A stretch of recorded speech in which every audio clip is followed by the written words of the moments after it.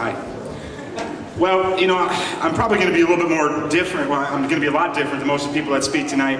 My name is Chris Foltz. I'm the president of a communication strategy firm here in Chicago.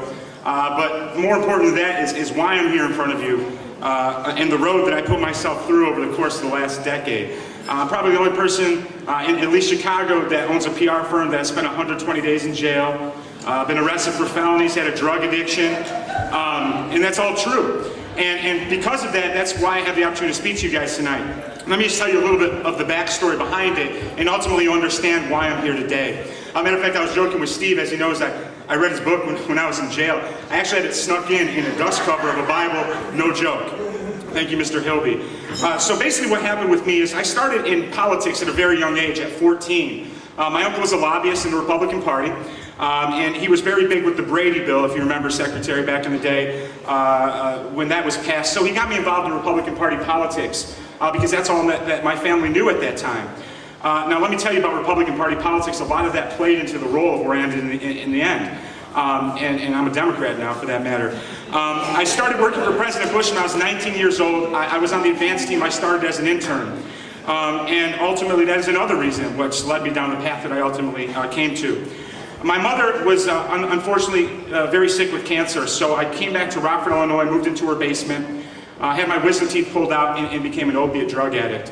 And in that period of time, it may be funny, but ultimately, it made such a big impact in my life that during that process, my mother passed away. The next day, I was forced into incarcerated drug rehab by the judge whose campaign I ran just a few years prior to that. So during the next 119 days, I learned a lot about life. You have no idea what you learn from amazing ways to cook things in jail, but more importantly, people. You learn about people. You learn about a different side of the world than you could ever learn without that experience. After that time, I moved to Waukegan, Illinois. Now, I've never really been out of Rockford with the exception of working for the president and visiting various states.